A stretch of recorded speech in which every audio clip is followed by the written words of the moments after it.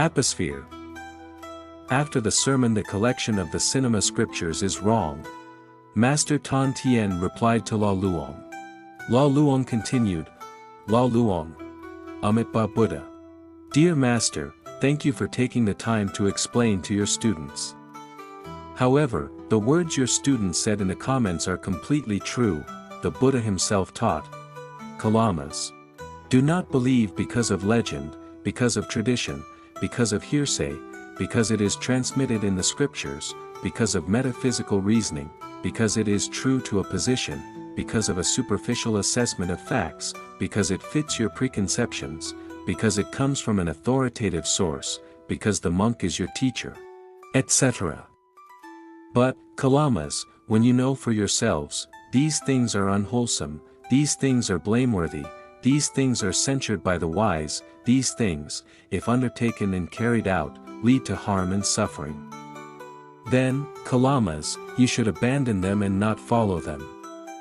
Elder Thich Thong Lak, quoted from the original words of Buddha Day 1, Religion Publishing House, 2011, pages 96 to 107.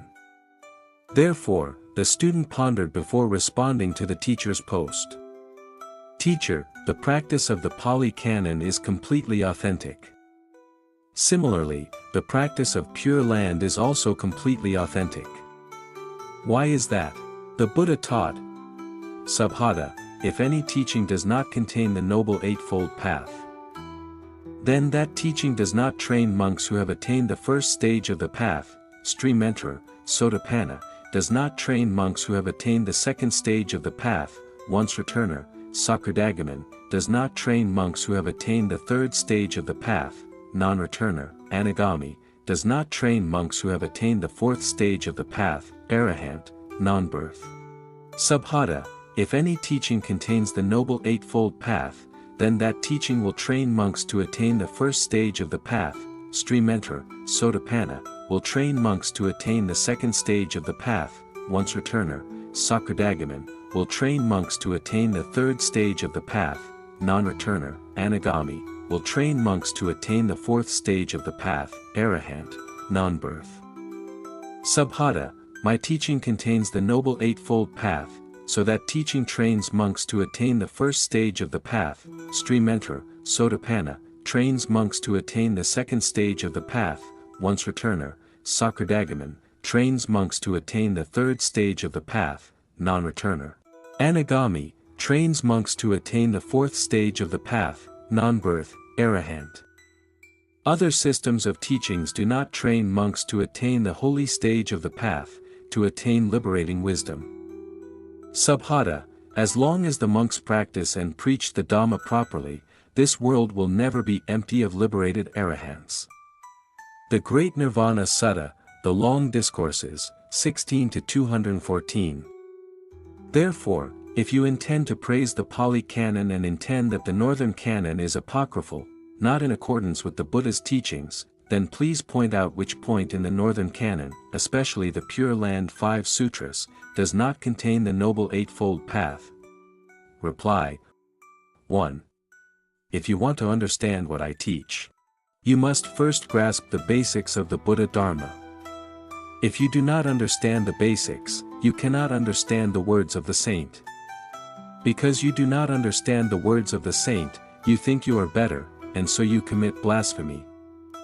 For example, in real life, there is a person who is debauched and indulges in debauchery. Someone sees this and feels sorry for him and says, "You are so debauched. Is it beneficial to your life?" If that person comes to his senses, he should thank the person who warned him and ask again, "Sir, I know I was wrong. Please show me the way out." If that person is still addicted to fleeting pleasures, he will curse back, "You are the stupid one. I am living a life of luxury.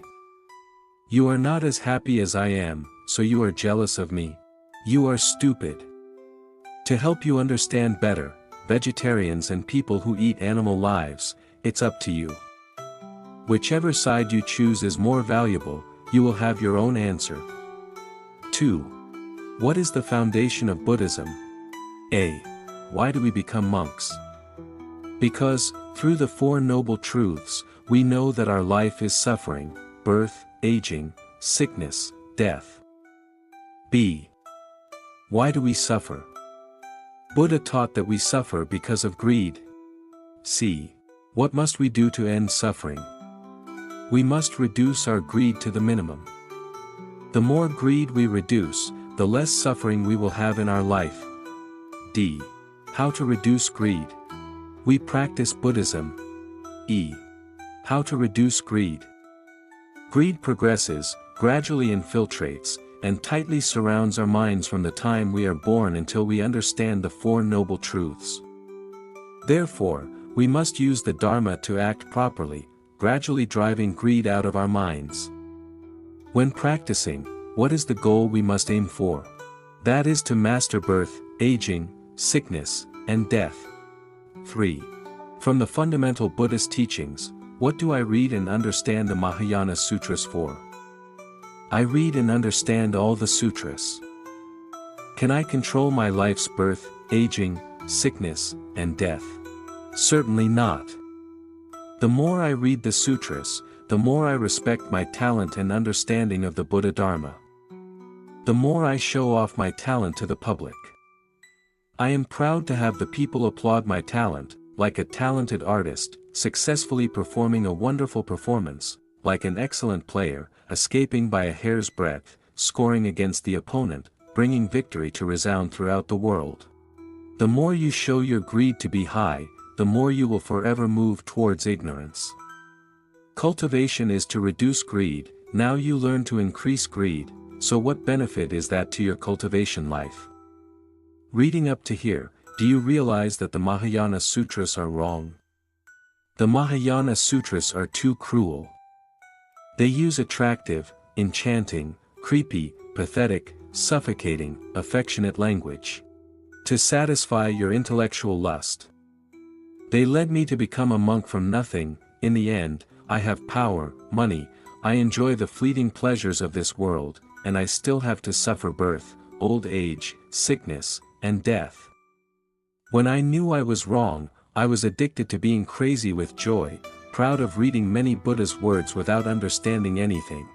There was no way out. Meanwhile, there are people who meet Master Thong Lak, no matter who he is or who he is. But he teaches us the method to escape the ephemeral life, and to master birth, aging, sickness, and death, bringing happiness to our lives. Some people, because of their infatuation with the Mahayana Sutras, then they spoke up to blame Master Thong Lak. What do you think? 4. Why did Master Tan Tien dare to assert that the Northern Canon is a pseudo-scripture? Because King Vadagamini of Sri Lanka was a fan of Buddhism. He gathered monks to write sutras and spread Buddhism to all his subjects. This is a precious thing for humanity. Thanks to that, humanity knows Buddhism. Knowing Buddhism is one thing. Expressing true Buddha Dharma is the important thing. The sutras that you monks have not yet attained are still full of greed. How can you establish sutras that are in accordance with the true Dharma? Just like the Mahayana patriarchs, they established the sutras to be the soul of the sect, to conquer the people to believe and participate in the religion, not to help practitioners practice and attain enlightenment. It is synonymous with satisfying the intellectual desire, ignorance. Wrong from the birth. 5. Buddha taught Subhata that, as long as the Sammas practice and preach the Dharma properly, this world will never be empty of liberated arahants. Buddha taught clearly like that. But after the Northern Canon was born, the people of Sri Lanka fell into ignorance, superstition, and prayed to Amitabha Buddha for no reason. Because this sutra was created by people who were still filled with greed, and copied by greed, then practitioners will be influenced and follow greed. The monks knew that Buddha had no sutras. So why create sutras? To promote Buddhism in the world community and corrupt the true Buddha Dharma is only to satisfy their intellectual greed. 6. True to the Buddha's teaching to Subhata, as long as the Sammas practice and preach the Dharma properly. This world will never be empty of liberated arahants. Yes. Yes, it is. Master Thong Lak is a true monk, living alone, eating 1 meal a day, having no money, sleeping 4 hours a day, spending all his time practicing the Buddha's teachings until he achieves success, and he has taught this right thing to his fellow monks exactly like that. Then there will be a liberated arhat appearing in the world. 7. And the disciple of Arhat Thich Thong Lak also followed his master's example, preaching to monks, nuns, and Buddhists, use the Dharma to practice the 6 basic methods until they are perfect. At this time, the Buddhist teachings are too new and one must start practicing for a short time to get the mind used to it. Once the mind is used to it, gradually increase the time, taking up all of the practitioner's time. This period is very long, it can be from 3 years to more than 10 years, depending on the practitioner's spirit of practice. When the 6 basic dharmas are mastered, choose a dharma that suits you and practice diligently. When that dharma enters your mind, you will attain fruition. The time is from 2 months to a year. If after a year you still haven't entered the 4 holy states of concentration, then leave the retreat and think again. Continuing to practice is useless. 8. Why do we need to forge sutras if we know that Buddha has no sutras? While in Sri Lanka there is a Nikaya collection compiled by more than 500 arahants, is it not printed and distributed? It's so easy to understand. Because you are still full of greed, how can you understand the Nikaya sutras? Because you don't understand, you transform them into sutras filled with greed like the monks. Mahayana is very afraid of the Nikaya sutras, because the Nikaya sutras expose the evil plot of Mahayana sutras so that monks and Buddhists know the truth. 9. Master Tan Tien said, because you read the sutras but do not understand anything about the Buddha's teachings. Because if you don't understand the Buddha's teachings, how can you express them correctly? If you copy the Buddha's teachings verbatim but misunderstand them, then Master Thong Lak calls it a bird learning human language. Example 1. I wrote down the Buddha's teachings verbatim for Kalama, and I thought that I should not believe Master Thong Lak. Because I was ignorant and believed in fake Buddhist scriptures. If you understand that the Buddha taught Kalama, my son, when you hear something, do not quickly reject it and do not quickly believe it, listen to me. Have right view. See clearly what is true, and think clearly, is that good or bad? If it is good, then accept it and listen to it. Because good is always beneficial for your life. So now, we follow the Buddha's teachings, we have right views. How did Master Thong Lak do it? He was a monk who kept the precepts, lived alone, ate 1 meal a day, slept 4 hours, had no money in his pocket, and practiced diligently. So is Master Thong Lak a true monk? Is it true as Buddha taught Subhata? Looking at Master Thong Lak's demeanor, we know it is the truth. What is Master Thong Lak doing? Guiding practitioners to practice correctly. Now let us think, what is the benefit of Master Thong Lak's work? Guiding practitioners to practice and progress to master birth, aging, sickness and death. Too clear. Right view and right thinking both tell us that what Master Thong Lak does is good dharma, leading practitioners to escape from ignorance and addiction to fleeting wealth and honor, and to master birth, aging, sickness and death. What a good dharma! Since it is a good dharma, why don't we practice it? Reading Buddha's words but not following his teachings. Reading and just saying, don't believe. Then closing your eyes, don't believe. Who's stupid? Example 2. Read the Buddha's teachings to Batunak without understanding. The Buddha taught, approach that monk from 1 month to 3 months. If that monk does not commit any mistakes, then he is a holy monk. Because of ignorance, he did not meet Master Thong Lak to compare with the Mahayana monks who eat when hungry, drink when thirsty, sleep when bored, have pockets full of money, and travel everywhere. Is such a monk worthy of your bowing down and worship? If you agree, then go ahead. Everyone has the right to decide their own private life. If anyone knows they are wrong, they should correct themselves.